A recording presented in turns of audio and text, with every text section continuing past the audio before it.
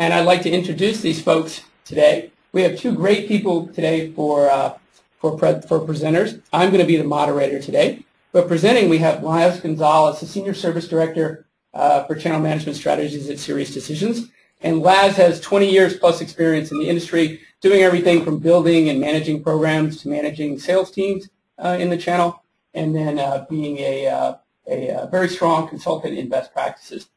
We have Debra Delaney, who is the CEO and President of CCI Global Channel Management. And Debra has over 20 years experience in the channel. She has over 10 years before coming to CCI experience as an executive, a financial executive. She came to CCI as a CFO, has a tremendously strong financial background, and has been our CEO for over 12 years. So it's my pleasure to have both of them presenting today. You guys want to say hi? Yeah, thanks, Stephen. I'm pleased to be here and looking forward to presenting a little bit of what we know, and especially looking forward to your questions afterwards. Thank you. Thanks for joining us. Laz? Well, thanks, Stephen, first for inviting me to participate in this webinar, which the subject is near and dear to my heart. I mean, there's so much confusion out there about how and when to use the right incentives. So I think this is going to be extremely valuable for all the listeners, and I'm just grateful to be part of it. Sure. We're going to have some fun and provide some good insights.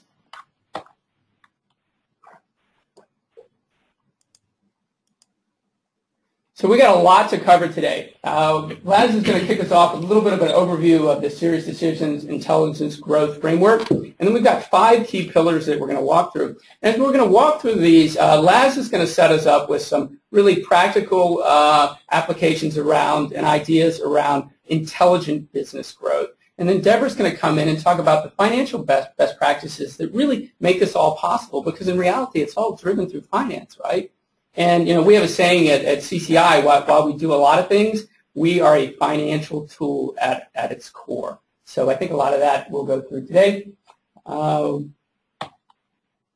Before we do that, however, one slide we always have to put in there when we have any sort of financial conversations, and we're involved often in OpEx, CONTRA conversations, and we have a tremendous amount of industry experience and lots of best practices. But the reality, we have to put the safe harbor statement in there, because whatever we may be discussing that are best practices in the channel, we still always highly recommend that you check your financial folks and your accounting folks as well. Okay. And one of the big drivers for us all getting together is what has been seen in the channel is a financial divide. And it's been really interesting for us in a lot of ways to see finance very involved in development of many of the programs today. I think much more so than 4 or 5 years ago. And it's good. It's very good to have the org in general much more involved in making that happen. And some of the challenges that we've come across, and part of the gap that we want to help close today and provide you guys some insights, are really around the fact that finance and channel orgs sometimes speak different languages, and sometimes we have to really make sure we're clarifying that, right?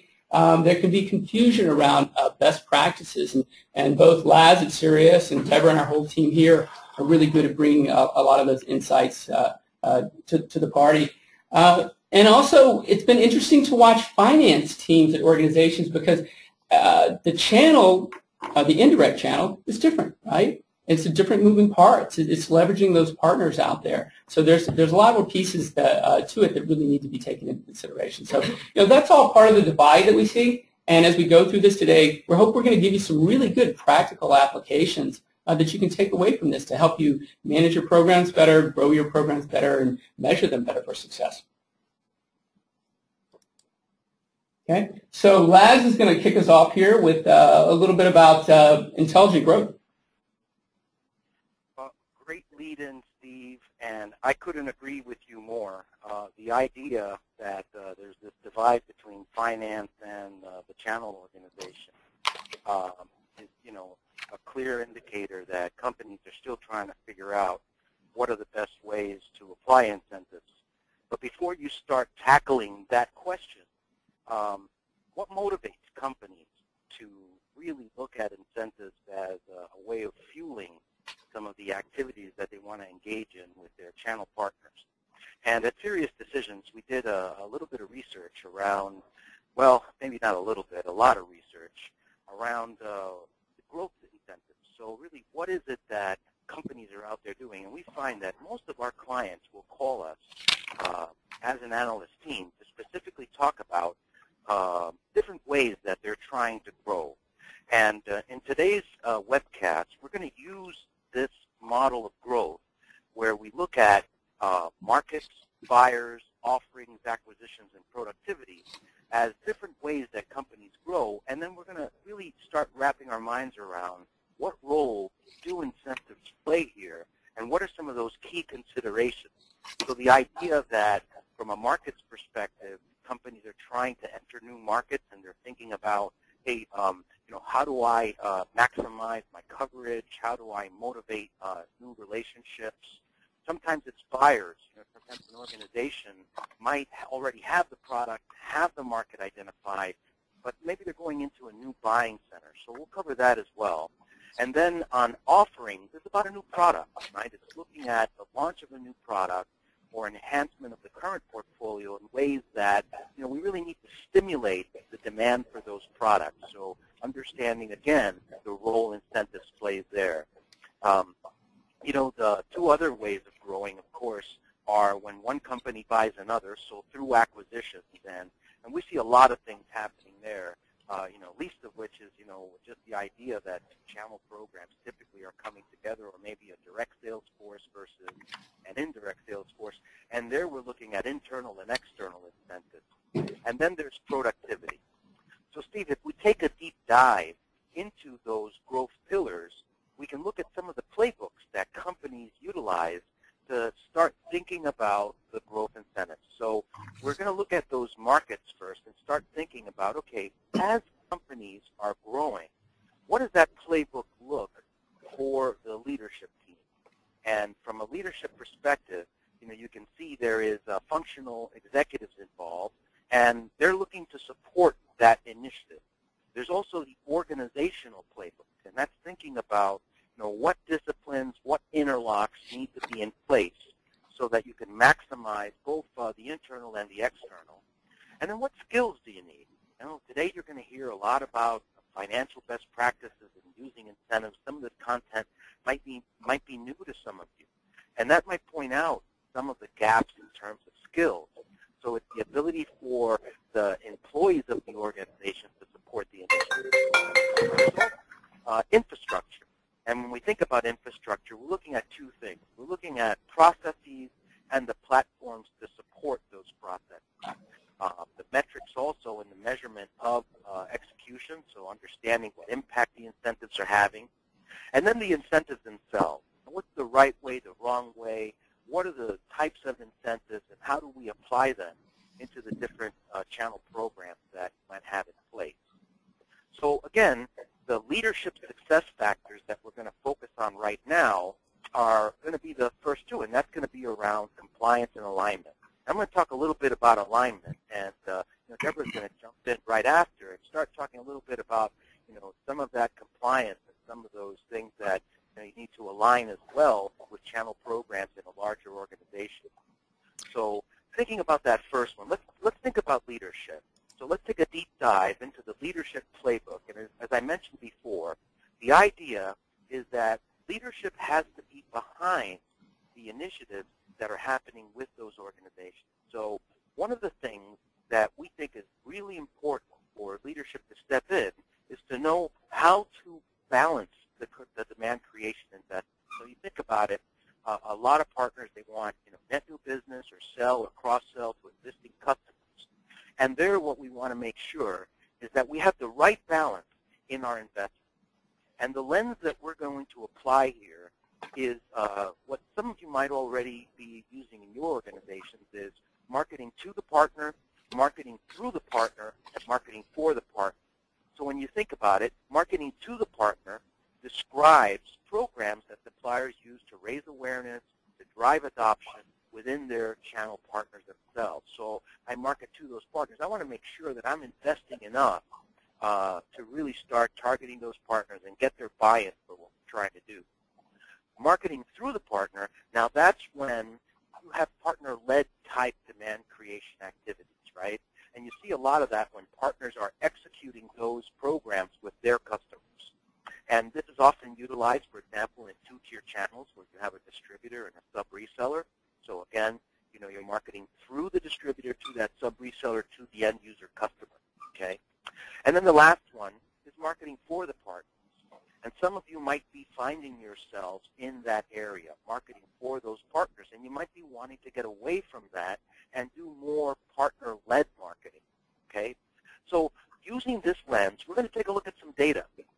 And the first thing that we'll see is how companies spend based on their size, right? So what you're looking at now is a comparative analysis of organizations ranging from 100 million all the way to 20 billion plus, right? So we're looking specifically at organizations in the B2B space, and this data that I'm sharing with you now is specifically geared towards organizations that are generating more than 60% of that revenue through the channel. And as you can see, the amount that they spend in that second column shows anywhere from 1 to 5% in channel marketing as a percentage of revenue. But when we start looking at how this spend is allocated, we see that on the far right, we have marketing for the partners. And companies are, in most cases, doing this first, and they want to get away from it. But when we look at marketing for partners, as they enter new markets, they want to go away from supplier-led programs to more partner-led programs. So again, these are best practices. And if we look at those numbers now marketing through the partner, you can see that the majority of the spend as companies grow starts going in this direction. So as companies mature in the channel, they move away from marketing for the partner, and they start marketing more through those partners. But you might notice down at the bottom of that chart, we just introduced some text. And it says that partner adoption becomes challenging at this point, because just taking the build it and they will come approach doesn't often result in terms of partners using those programs. So you could put all your money in marketing through the partner, but unless you have high adoption or you spend in that first column, right, the marketing to the partner, there you're now saying, okay, in order for me to get the kind of adoption that I want in those partner-led programs, I need to really get my message out there, make sure partners know what the value is of these investments. So bottom line, as you can tell, early on, organizations, in terms of their maturity and their development, they can spend around 57% here, right? And then as they become better known in the channel, that starts evening out, and you see that spend starting to shift more in marketing through. So if you want that adoption and you want that awareness, I believe it's your job to go back to leadership in many cases and make a case for reminding partners and driving their adoption. Because if you don't, then you can probably spend a lot in marketing through and then not have the results that you're looking for. So this is something that we really think leadership needs to be on top of. They need to make sure that the investments are in the right direction. What do you think, Deborah? What are some of the other channel alignment issues that you might see in larger organizations? Good question, Laz. So I think, once you understand what it is that you want to do with your partners in order to drive sales, then you really need to get alignment with leadership in order to get your program launched. And to be successful, you need to have a program that successfully supports the way your customer buys, it supports your near-term objectives, and it supports your overall strategic objectives of your company, because that's what your leadership is really going to be looking at. So leadership generally has financial objectives that are based on how they're going to be valued by the outside world, and that could be their owners, that could be investors. But if you really want to get their buy-in, you're going to need to understand what those objectives are, and they're going to be different based on what kind of company you are. If you're a newer company, maybe on the lower end of revenue, your company is probably going to be valued more on your year-over-year revenue growth. A company like that, leadership is going to want to pay attention to limiting how much contra revenue they spend. They're going to be more interested in promotion through marketing expenses, and probably why you see that lower number in the smaller companies on the chart you just showed. If your company has been around for a while and it's a value-based company, really the only thing that matters is the net income, potentially the gross margin. They're going to be more open to either a split of money in the contra revenue or OPEX.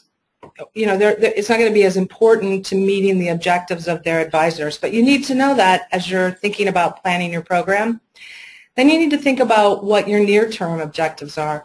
And primarily, those are going to be driven on those 5 growth models that you pointed out, Laz. And what are they trying to accomplish with the program?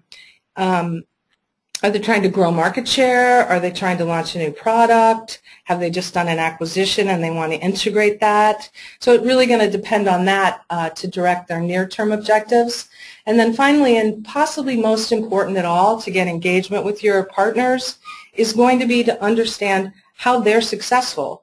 How do they make a sale? How does the customer buy from them?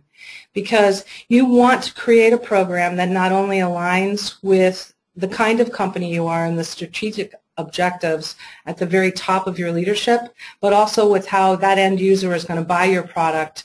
That's going to drive engagement and loyalty from your partners because you're going to be making them successful. You know, Laz and Debra, there's no question about it. What we see in the field on a regular basis is it all starts from the top. You can have the most creative program in the world, but if the executives aren't buying down into it, for instance, if you're running an enablement program and really changing behavior in your partners, if that VP or CEO, that CEO from that partner calls the VP of sales and says, hey, I like my reward anyways, even though I didn't do my enablement, and you don't get support from the executive level all the way down, the program doesn't work well. So, you know, we start with that, with a conversation with everybody in the field. You know, where's executive leadership? Yep. And I really think you'll see a big difference in getting funding for a program if you go in and say, hey, here's how our customer buys, and here's programs we can launch that's going to really align with the strategy of the corporation overall. Right, and be really frank about the challenges, right? Yeah. And in a real-world situation, we had a very large organization move very much to enablement, and they knew that that CEO was going to call that VP of sales because there was a requirement to be a platinum partner that wasn't there before, and the org again got to back them. Yep. So that's a great place to start, that first pillar. The second pillar, obviously, once you have the leadership, is then Debra and Laz, we really need to look at the organization, right? Correct. Yeah, absolutely. You know, I like what you guys are saying here, and really it's that point that we're making about top down, make sure leadership is on board. But to Debra's point, put the buyer first. Understand what kind of behavior, what kind of process they follow, and then start thinking about how that buyer can fit in. But so, you know, going to our playbook and we start thinking about that second pillar, it becomes organization, right? So you have to be thinking about the organization's ability to support these processes and then which groups need to work together. And I think we've made it pretty plain, guys, that finance needs to be on the same page as the channel organization. But before you start petitioning for those investments, I think one of the things that you have to start thinking about is, you know, purpose before action, right? So what are we really trying to drive here? And one thing I like about the content that we put together today for you is that you're literally going to walk away with some tools, right? Like the chart that you're looking at now, starting at that 12 o'clock position, I think companies need to be asking themselves, what is the goal of the incentive program? Are we out to build better brand awareness, or are we looking, for example, to generate better end customer demand? Could it be reaching new customers in different markets, or is it that offering? You know, are we going to align these incentives to a specific product? Also realizing that there are resources and budget involved, and that you may have gaps in. So maybe the incentives become ways of filling those gaps. You know, the word marketing development funds, or some companies call it market development funds. You know, we argue about what the M stands for, but there's no doubt that the D stands for development. And what some companies fail to realize is that sometimes you need to jumpstart those investments. You need to develop that new market or use marketing in a way to develop. And that's one of the things that I think is really important for companies to organize their strategies around. And also, as I mentioned that to partner, it's the idea of, should I fund that through incentives as well? So as you're going through this, let me just share with you 4 ways to look at it, right? If you're trying to build a strategy now, think about what are the product considerations that I need to bear in account as I start building incentive strategy. What's the price? What's the complexity of the product? Is this the end-to-end portfolio, the whole product? And what is the life cycle of that customer as they're using our product and solution? How do we make them channel ready?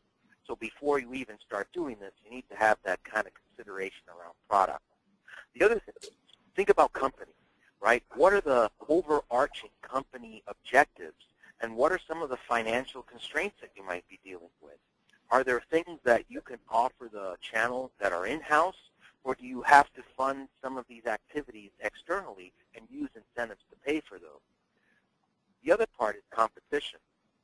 Sometimes you may need incentives to compete better in the marketplace. And I'm not just talking about product here. Sometimes it could be competing for mind share.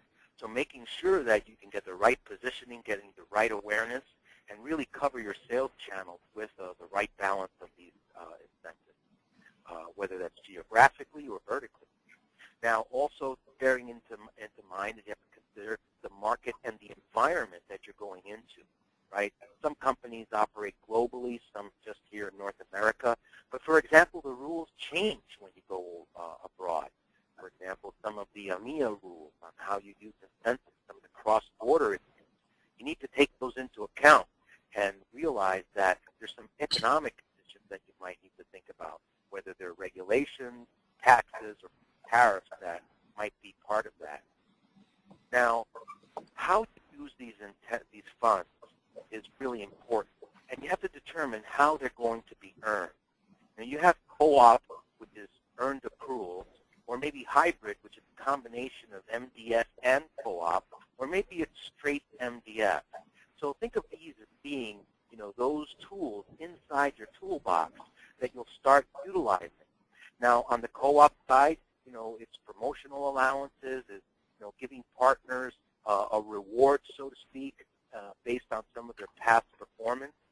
On the MDF side, again, as I mentioned, that's for development of those markets. So you want to make sure that those might be more discretionary spend, and it might determine whether or not you use things like OPEX or CONTRA, which we'll get into in a minute.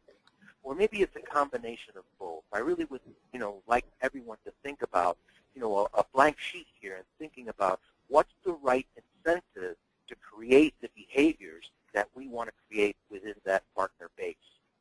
And to help you do this, we thought we'd share some data on the next slide here where we talk about some of the levels of funding. And this could be interesting for some of you who are starting to think about how much do I spend. So when you start looking at that funding, you could say, okay, if it's going to vary by partner type, right? So you've had anything from solution providers to distributors to volume resellers. And this could be really helpful for some of you who are starting to think how much to allocate in different areas. So here this chart shows how much you should apply, for example, in terms of incentive to a solution provider and which fund works best. We see MDF working really well here. With distributors, a lot of it is getting them to push your products into the channel. And those ranges vary from 1% to 6%. And I'll show you a more distributor-focused one in the next slide. But that could be a combination of MDF and rebate. And then again, volume resellers, the CDWs, the Insights of the world, how do I motivate those guys? And again, we see those guys really reacting to those percentage rebates. So giving them a reward based on achieving some of the revenue targets that you have. And then there are other types of alliances, right? You have the OEMs where one product gets bundled into another, or global alliances, which really can be variable, and even resellers, the sub-resellers, rewards programs that you might want to run against the company or even against the sales rep. These are all tools that you'll be able to use, and the consideration of the types of funds are going to vary. So hopefully this table will help you guys kind of start picking out the starting points and how you apply these funds. And as I promised, on the next slide, we'll show the distributor allocation. So this is pretty interesting. this shows 5 different suppliers, supplier A through E, right? What some of the common base points are. So we took a snapshot of what's reported to us, and you can see that most of the incentives start at about 0.5% and can go almost as high as 2% here. So that's usually the base. They do require pre-approval and a claims processing, so some kind of proof of performance and a really good way of really processing those incentives, because as the folks at CCI can tell you, this could be a real headache unless you manage it the right way. And over the last couple of years, you can see that for the most part, without some anomalies here, the incentives haven't changed much year over year.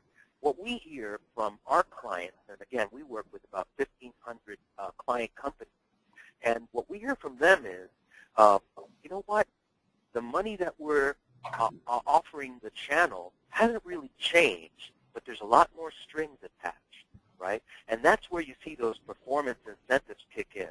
So, for example, supplier A, although they start at 1.7%, this could go as high as 5% if the product is sold over a certain calendar year. So maybe timing the sale and rewarding the partner for hitting those numbers in a given period of time. And then down at the bottom, for example, if you look at supplier D, that starts at 1%, right? But they give an additional 3% if you sell into the commercial territory, or 5% if you could really crack the code with some of those enterprise customers. And you can see that still funded headcount has not gone away. Now, before you reach into your wallet and you start thinking about how am I going to apply these numbers into the budget that I've allocated, there's a couple of things that Debra is going to share with you in terms of compliance. Yeah, we're really getting into the interesting stuff here, and before your eyes glaze over, I really want to point out that if once you determine your organizational objectives, you really do need to understand what the compliance issues are and the organizational compliance that's relevant for them.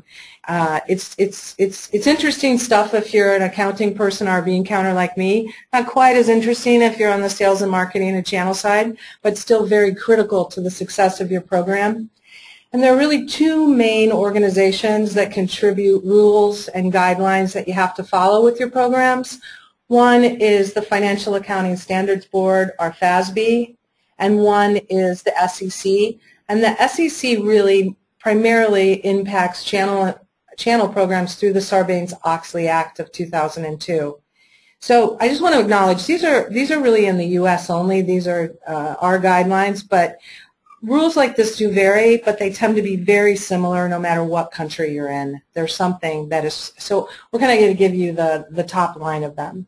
And FASB oversees the standards of financial accounting and reporting, and Sarbanes-Oxley really requires internal controls.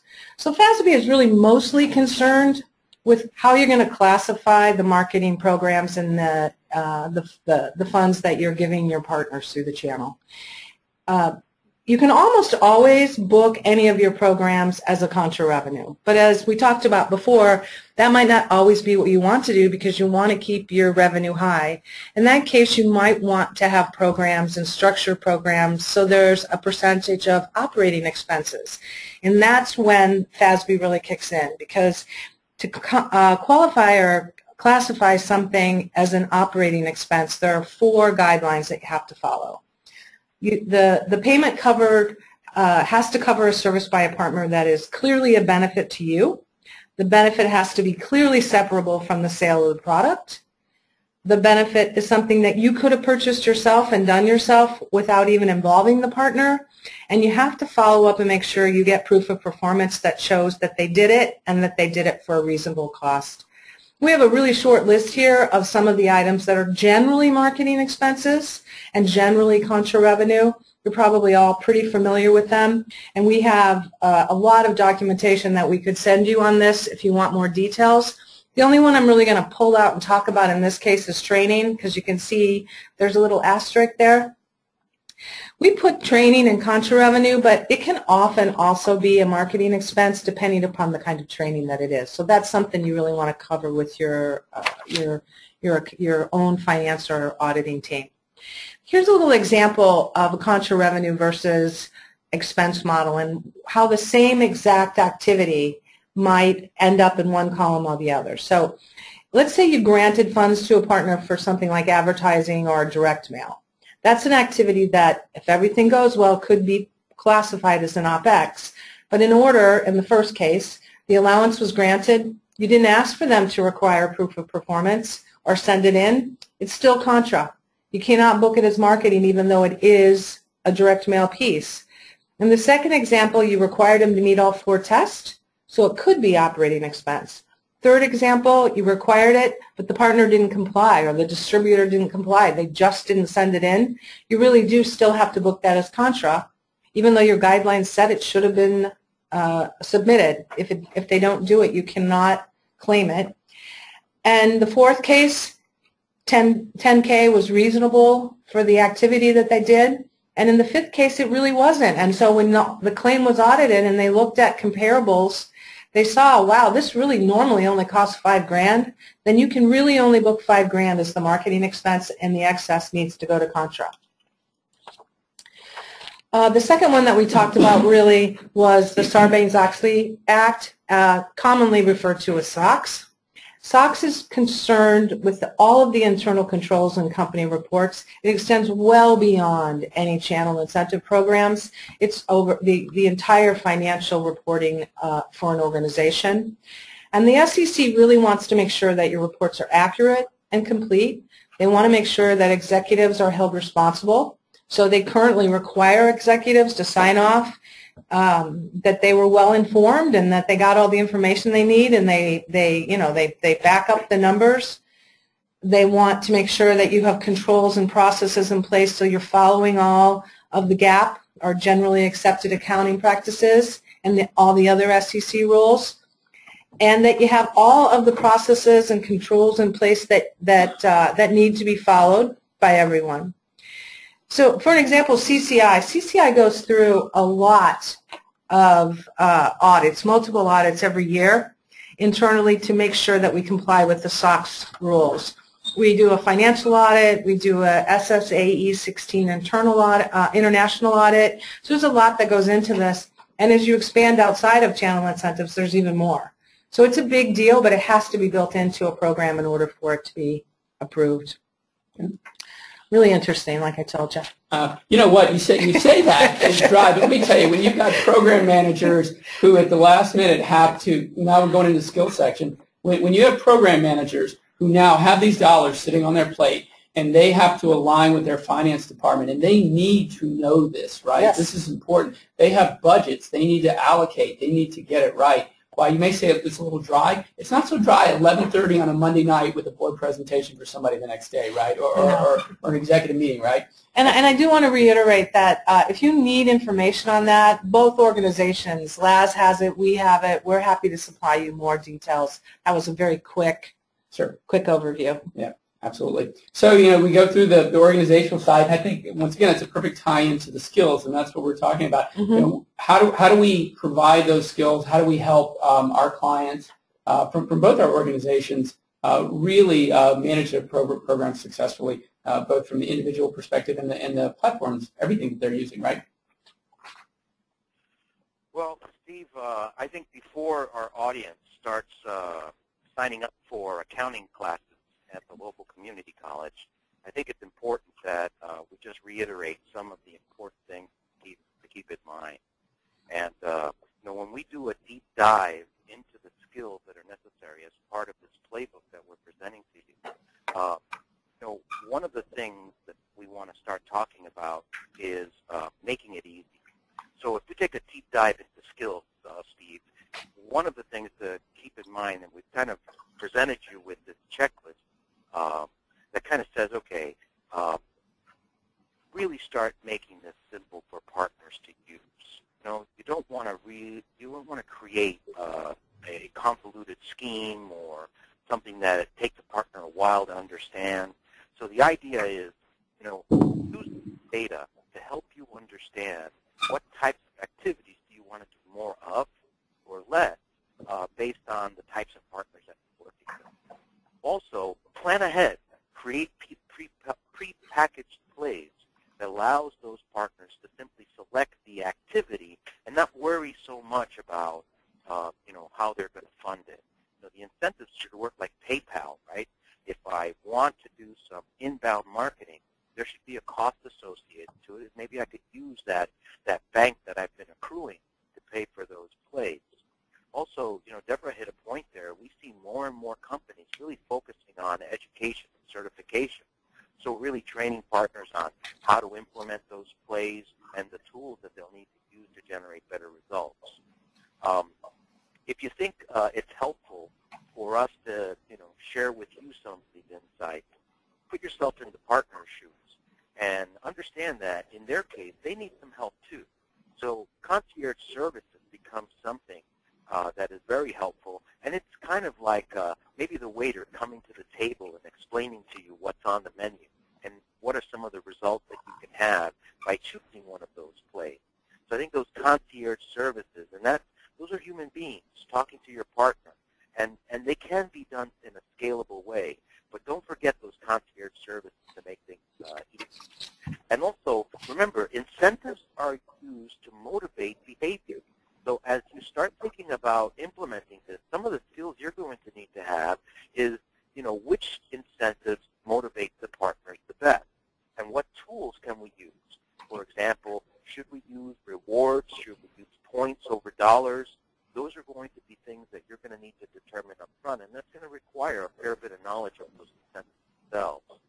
And then remember that the conversation that's going on between the partner and your organization is usually a channel account manager walking the partner through some of this stuff.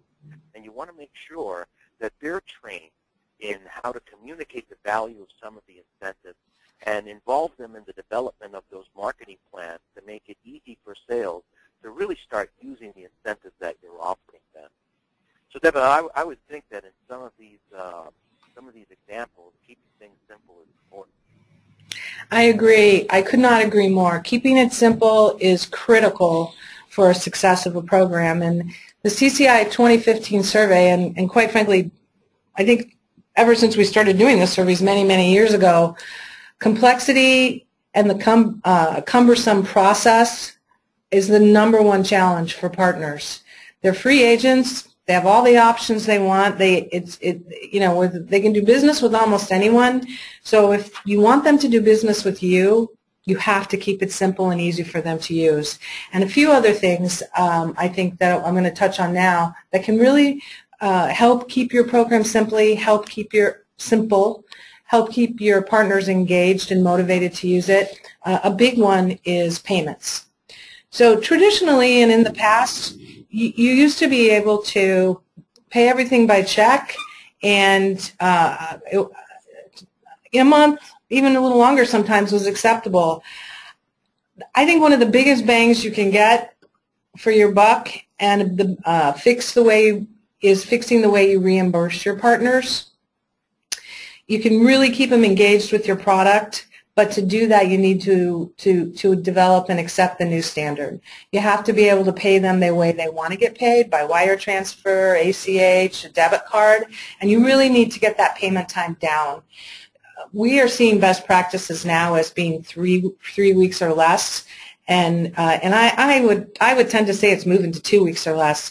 From the time they submit the claim until the time they get their payment, it needs to be quick and it needs to be consistent, because they're pre-spending money that they're expecting to get back from you, and a lot of times it's a struggle on their own cash flow and budget, especially for the smaller partners, and getting it back to them fast can give you really, really big benefits. You'll get higher loyalty, much higher utilization of your program, which will help you achieve the goals you have and the program objectives you've set. And they're also going to follow the rules if it means they're going to get paid fast. So they're going to submit everything they need to submit. You're going to get a lot more on the operational expense side if you follow the rule, if you pay fast, because it's a big benefit to them to get paid fast. Another interesting reason to pay fast is something that's called temporal discounting. And people generally tend to prefer smaller rewards that they're going to get right away than a larger reward that they're going to get later. And the discounting is very steep, quite steep. The further out in time the award date is, the greater that award value has to be in order to balance it out for the participant. I don't know if anybody on the phone remembers Wimpy, who would gladly pay you Tuesday for a hamburger today, but I think if you say, I'm going to pay you 20 burgers next week, or I'll pay you 21 burgers in 4 weeks, I think everybody's going to choose the 20 burgers because that extra burger just isn't enough for that 3 weeks. So it's not worth the wait. However, if you have to really increase the value of the delayed reward to maybe as much as double or 40 burgers, if you're going to ask them to wait a long time. Temporal discounting has to be, in order to kind of overcome that, the reward has to be much greater if you're going to make them wait a while. And this can be a very important concept, especially when you're designing a reward program. And also the impact on your budget can be very significant. If you have fast payments, you can maximize the return on your investment and work a program even if you have a small budget. Because if you're going to turn it around and pay them quickly, that reward can be much smaller than if they have to wait a long time. So it's really a big deal, and can significantly increase your return and the engagement.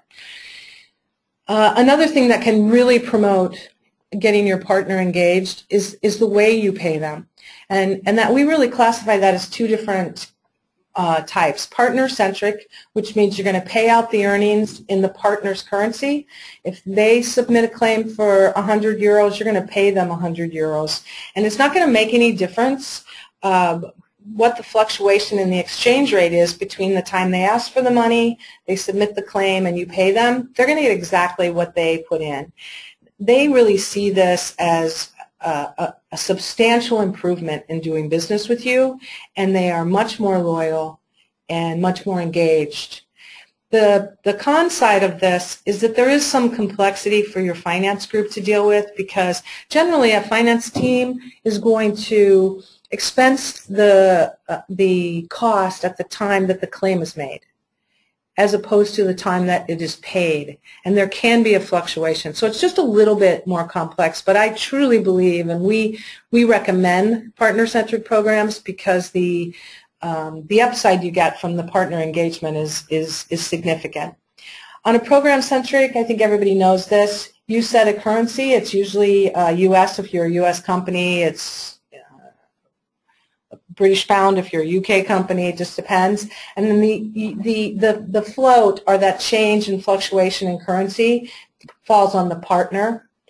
It's easier for the finance team of the program, but it can really create that ugly American effect, or the ugly British effect, because the partners can be alienated. And this is actually quite significant in some cultures. So it can make a big difference. Another important skill and is the ability to measure the success of your program as you're going through the program. And unlike the simple changes to payments, measuring the success of your program along the way and truly defining ROI is not easy. It takes an enormous amount of commitment, an enormous amount of discipline. The ability to track the return on your channel investment really means you have to tie the performance, starting with your pipeline and how much is going into your pipeline, all the way through to the sale, to really see what the return on your investment is. And that's not easy. If you have a sales target for an activity and you expect to generate 100 new customers, it makes it much easier to track that if you're going to start it at pipeline. You start to get a feel for how much do I really need in the pipeline to generate 100 new sales. So the earlier you start measuring and tracking, the more opportunities you have to make changes and improvements that really will impact the overall success.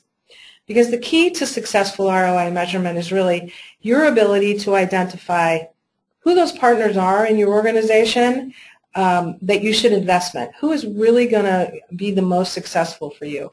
This is something that we generally see being done with a scorecard, and you can understand then and use that to modify the behavior with some of your other departments and say, hey, you want to double your sales? Here's what we would recommend you try. This is what we've seen work and seen being successful. And that kind of brings us to something we know that every single company is going through in one way or another, which is the whole idea of trying to connect the dots. And we see this as being really a three-step process. And we're going to show it in this circle in different colors. The first color being blue. Blue is planning your investment. Picking the partners that will help you achieve your goals, and then working with them using tools like scorecarding, a joint business planner, or a joint marketing planning and approval. The next is execution, which is shown now here in green. That's, what kind of investment are you going to make through the programs and the tools you give your partners? And that's really going to be based on those objectives that you figured out, whether or not, as Laz said, is MDF going to be the best thing? Is a rebate program? I mean, how really is what's going to help you achieve your short-term objectives?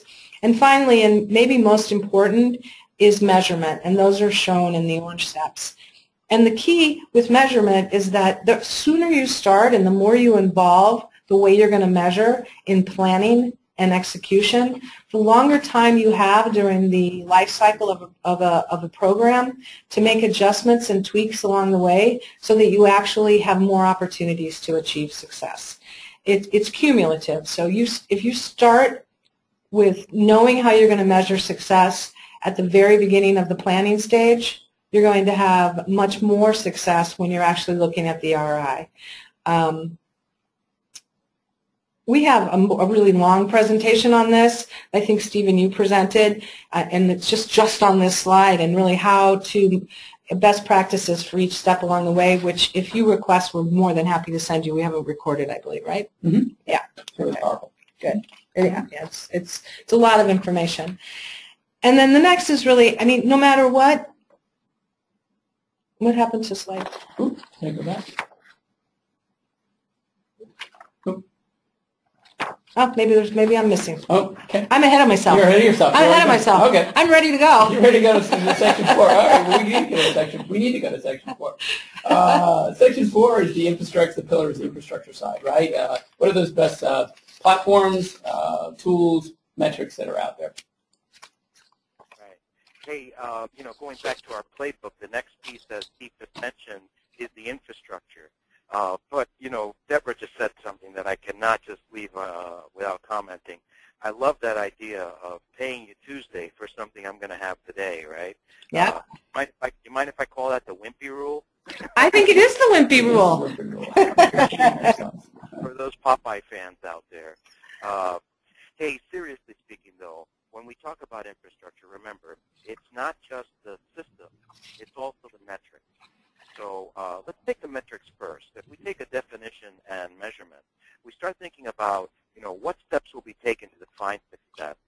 So there's no guesswork here, folks. As you just heard Debra say, you really have to go into this with an idea of what you can prioritize and what offerings you can swap in or swap out based on their effectiveness. It's going to make it easier to justify your budgets if you know what you're getting into and what it will cost, what maybe some of those desired results will be.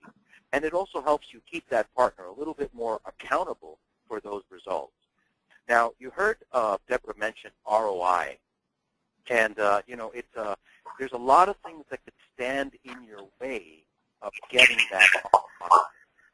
And one of the things that we want to make sure is that you can account for these. So whether you don't have the right resources in place, so the majority of partners, are small businesses, they feel stretched when you bring them across multiple vendors and products, getting them to report is be challenging at best. Also, the lack of knowledge and skill, right? A lot of partners don't have that high-level experience in doing demand generation. So, again, reminding them, look, if you use your MDF funds this way, this is what you're likely to see on your end, and these are the types of tactics that we can support. And internally, I think that a lot of suppliers, companies that create products and services, they forget to explain to the partner what's in it for them, right? So don't do that, because it'll do a lot in terms of getting partners engaged and really getting them involved. Now, what do you measure? Let's take a look at some key metrics here. Right off the top, before you can put those measurements in place, make sure that you have those approved marketing plans, that the plans that you're receiving from the partners go back to the overarching plans that you have for the channel. Establish the KPIs early on, and set some minimum ROI requirements. You know, I have clients that live by a certain mantra. We will not fund what we cannot measure, right? So think that way. Make sure that you have an idea of what that output is going to be when you get into these incentive programs. And really tie that to the reimbursement. Make sure that partners can review the reports themselves and see what's coming back in their direction. And support that by linking to things like deal registration. And again, here's some metrics that you might want to take a look at for marketing activities. So we've laid 3 out: email marketing, events, and telemarketing campaigns. And these are going to be some of the things that you're going to want to track, so the metrics are going to be clear for you. Click-through rates on things like email marketing or events. You want to know not just who attended, right, but you know, what was the cost per attendee? So that way you can start calculating the cost per partner and the investments that you need to make there. Or if you're looking at teleservices as a way of investing those incentives, start thinking about, you know, how well did they perform? How many calls were made? How many touches to the buyer? How many meetings or appointments were secured? And what was the response rate? So you can start tracking those conversion rates in the demand waterfall. Now, the other side of the issue are the tools themselves. And some of you, I know, are attending this webinar to get a better feel for some of the tools. But if there's any takeaway that I can share with you, it is before you implement a tool, make sure that you really thought through the process. Another saying we have at SiriusDecisions is process precedes technology. So make sure that you've got those processes in place. But when you are looking for those tools, make sure that you have invested in a solution that can help those partners make those requests, maybe update them, respond to inquiries. Also, the tool should be able to allow the supplier to approve or disapprove the request, or maybe even assign that to a specific partner. It's always good to keep in touch with the partner. Let them know how the programs are performing. So those automated email notifications are going to be important. Also, let them know when those funds should be used and when they're going to expire, right? And sometimes that might mean that you'll need to test either the portal or even their system. So it's important that they know that, you know, if they're time-driven incentives, like some of the ones that I shared with you for distributors, remind them that these are also only good for the next quarter. You know, and don't make the mistake. I mean, I had one client come to me and really divulge that, you know, they made the partner fill out 8 forms and take 12 weeks for approval, and then they wanted them to execute in the 30-day period. Well, that's unrealistic, right? It's going to drive down the usage of the incentives if you put these kind of processes in place. So, you know, keep that in mind as you start thinking about reimbursement and execution of these programs. And also think about, you know, making sure a very important point is that proof of performance. So, you know, document the receipts, the backup documents, so that reimbursement can be done very easily. And this is some of the key criteria that you should really start thinking about. Any others on your end, Debra? Yeah, so I could not agree with you more. And in the interest of time, I'm going to go through this rather quickly, but I think really we believe that no matter what channel system you use and how you track your programs, there are some key traits that they must possess in this day and age. You really have to start with best practices, and that's including everything we talked about today, from compliance through keeping it easy to addressing how you want to measure it in your planning. Next, it has to integrate. I mean, there are table stakes now that are so common, you have to have single sign-on. It's a given for a good partner experience. You have to integrate with a CRM or PRM solution. I mean, I think we probably have, and Stephen, back me up if I'm not, or correct me if I'm not right, I think probably 90% of the people we're speaking with want us to integrate with SFDC or some other CRM or PRM solution. And it's changed. The integrations used to be about visibility and what they wanted to see. Now the integrations are really about how they're going to take action and what the analytics are. They want to combine data across all the tools that they're offering their partner to learn something new and make better decisions. So you want to make sure that whatever system you use, you can adjust and change on the fly, because it's customization through configuration. And I mean, I really have a big sign that's over my doorway. That's the mantra at CCI, is that we want to build a system that can you can configure along the road as you determine and measure in that planning process and your execution process what needs to change to make sure your program's successful. And as I said before, the measurement. You got to start the measurement, thinking about the measurement, what you're going to measure, what success looks like right at the beginning of your planning stage. Here's just a couple screenshots of of our tool that just show you one of the user-specific visibility. It's key for your partners. What they can see when they log in, the more information you can give them about what they can do with the funds you're providing to be successful and to be one of your top partners, the better off you're going to be. And also the vendor-facing screenshots. We want to make sure that we put enough information in the hands of the administrators of the program, of the channel people, the ones that are out there working with the partners, so that they know how they can help their partners achieve the objectives and grow. Thanks, Debra. Hey, folks, we know at this point we've got one more section. We know we're running a little bit over. There's a lot of really good content here, so we hope folks can hang on. We're also recording this and can send the deck out as well and follow up. So we want to acknowledge that, say thank you, and we're just going to keep going on. We'll get through this fifth section because it really gets down to a key here, right? What are those incentives that you're going to be running?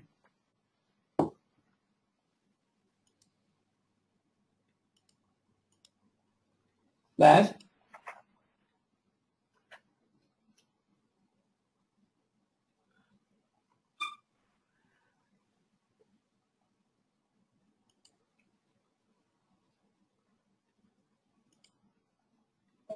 Laz, are you muted? Sorry about that. There I was. I was having a great conversation by myself. Well, I did kind of rush through mine because it was information we had already gone over, and I didn't realize Stephen was going to extend the time. So you thought you had a few more minutes there.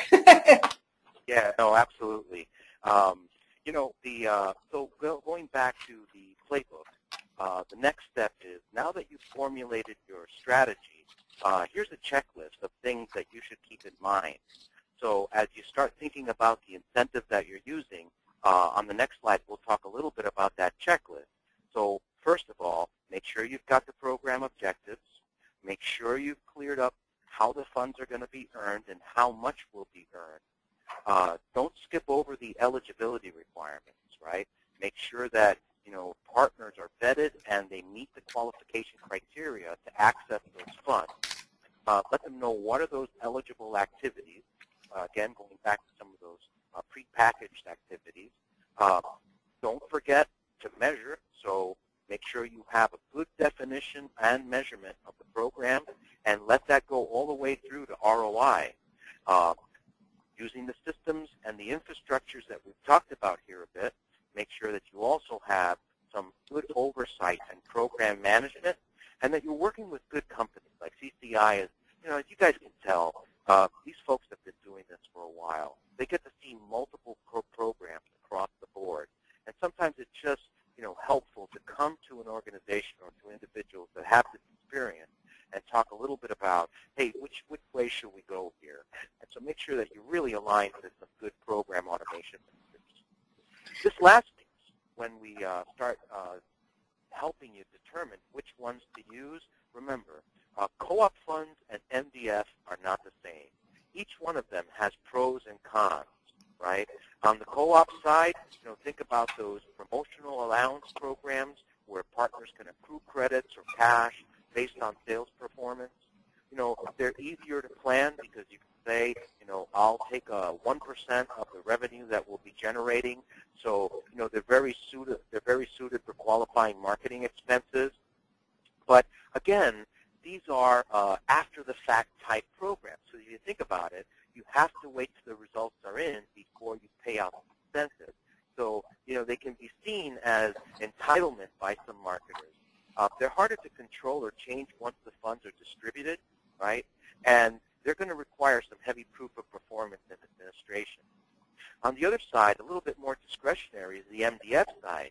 And MDF should really be used at the vendor's discretion, and they should align both to the partner and to the overarching vendor strategic goals.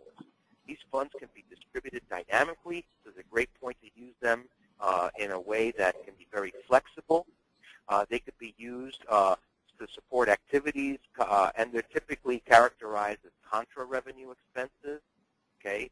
Now, on the downside, they typically require multiple levels of approval, and they could also expose the vendor to some trouble if the partners access funds that aren't properly tiered. And by that we mean that if you have a tiered program where you have partners, let's say the platinum, gold, and silver, make sure that you've got some clear rules on how they're earned, and then when you dole out those funds, they abide by those rules. Now, some of the other ones that we'll talk about are the different types of incentives like spiffs and rebates, loyalties incentives, and sales contests. And, on the spiff, it's really about, you sell X and you get Y dollars in return. So spiffs can be, really done in a very targeted way. The loyalty incentives really say more along the lines of if you sell X, you earn Y points, and some of the sales contests as well. But I'm not sure. Debra, is there anything you wanted to say here about the spiffs and the particular loyalty ones that we have? Well, we have clients that we work with that do 20 or 30 different kinds of spiffs or rebates or growth programs. These are some of the more common ones. And, the slide sort of speaks to itself, with the pros and the cons. On a spiff and rebate,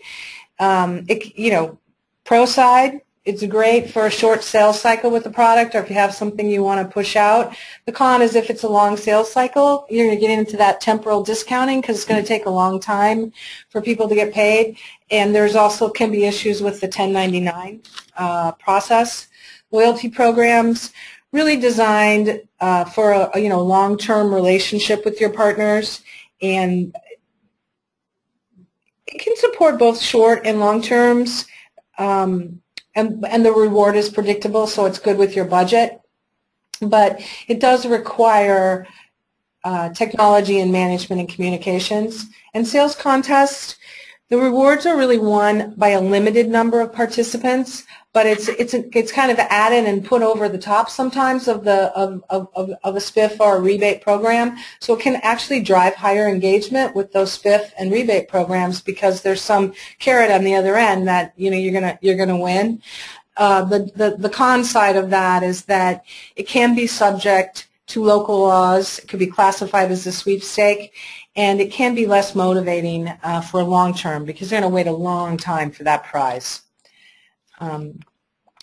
One more thing that I kind of wanted to talk about is that one of the things that we're really seeing, and we've seen it more and more over the recent years, and you touched on some of it in the co-op and MDF description there, we're seeing a big shift from co-op to MDF.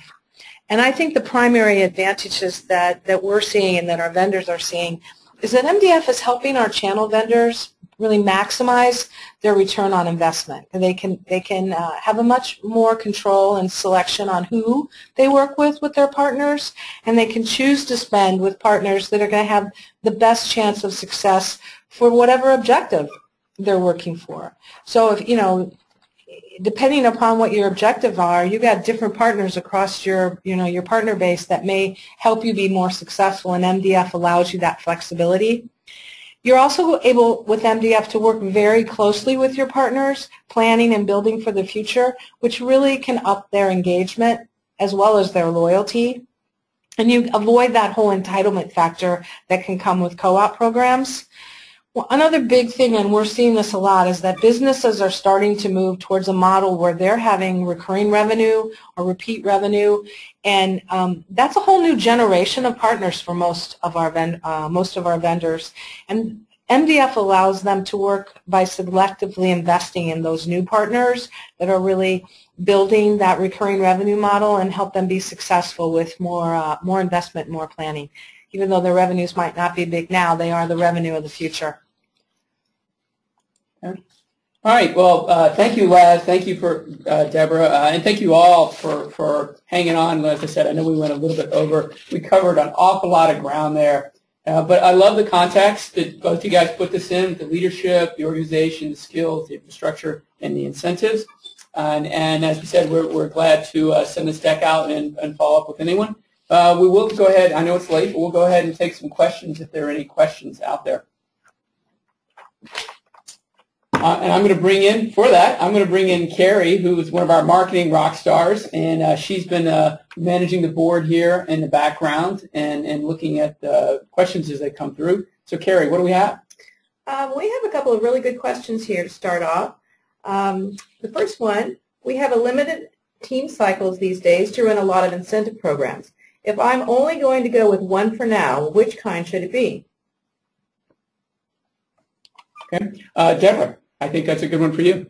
Oh, great. Give me one that's going to start off with an answer. It depends. Everyone's favorite 2 words to hear when they have a question, but unfortunately it really does depend. It depends on all the things we talked about today, what your corporate goals are, what your channel structure is, you know, which partner base you're trying to invest in. Is it the reseller? Is it the distributor? And really what you want to sell. That said, we do and have been seeing lately that rebates based on sales performance is a very simple place to start with a lot of vendors. They're predictable, they're easy to administer, you have a fixed budget for them, so it's kind of a great jumping in point if you're just starting to offer programs to your partners or build your channel, and can be quite effective at get it going. Laz, do you have anything else that you want to say to answer that question other than it depends? Yeah, no, I think you said it well. With the trend moving more to MDF, I think the reason is because they tend to align more to the overarching goal. We mentioned that, co-op can be a little bit easier to manage. You can tie it to revenue, and you'll always know that you're going to spend 1% here or 2% there. With MDF, it's a little bit more discretionary, but that offers you the opportunity to really align it to those goals. And I think that that's why, if you have a limited amount or you're trying to decide one over the other, I think that I would go in the direction of MDF. So I'm willing to put a stake in the ground and say that might be the direction I would take. Okay. Hey, thanks, guys. I know we're late on time, so one more quick question. I know Carrie got several that came in, but go ahead. Let's do one more. Okay. The next one says, do you have a guide that I can share with my team regarding what is CONTRA versus OPEX? We get hit with that stuff a lot. Laz, you want to take this one? Start. Okay. Yeah, so that is a question that is going to exceed the allotted time that we have here. Well, we've already done that, so it's all bonus at this point. So that's look. There's some hard and fast rules, right? And as we said it when we started, make sure that you've got finance on your side. It may not be up to you to determine whether to use CONTRA or OPEX. It may be that your financial organization might want to play it conservative and make it lean in one direction over the other. So whether it's an operating expense that you could budget on the side and draw from depending on the changing market needs, or if it's something that is going to be based against revenue or contra revenue, in those cases, just think about it this way. If typically the contra program, you're going to make that determination at one point in time and then live with it for the remaining period. Whereas if you're dealing with an operating expense that you set aside, for example, partner subsidy fund, that might be something that you have a little bit more flexibility with. So I would consider that option. Consider, how hard and fast do you want to determine how the incentives will be used in the future. And if you're looking for flexibility, then you might have to go in the other direction. We have a brief, and Debra mentioned that there's a wealth of research behind all of this that talks about CONTRA versus OPEX. And at the end here, as you can see, we've got our email addresses. So if you'd like to learn more about this, why don't you email us, and we'll send you some research briefs, some supporting materials. In fact, we have one that is called Channel Incentives, Contra versus OPEX, and I'd be happy to send that to any of the participants. Absolutely, and CCI has quite a few different documents that we'd be more than happy and willing to share, including a one-page document that kind of summarizes it all. It is a very critical and key component to creating a program that is compliant overall financially. So it is key piece of knowledge all the way down to our auditors, because even our auditors have to be paying attention to whether or not, or your auditors have to be paying attention to whether or not they met those 5 requirements if it's going to be a marketing expense, and that's all the way down to right before you pay them. So we've got a lot of information, as Laz does. We're happy to share it. And I know we have a couple questions about the presentation. It is going to be on the website, and copy down our email addresses if you want anything specific, and we'll make sure you get it. Yeah. Hey, thank you, everybody.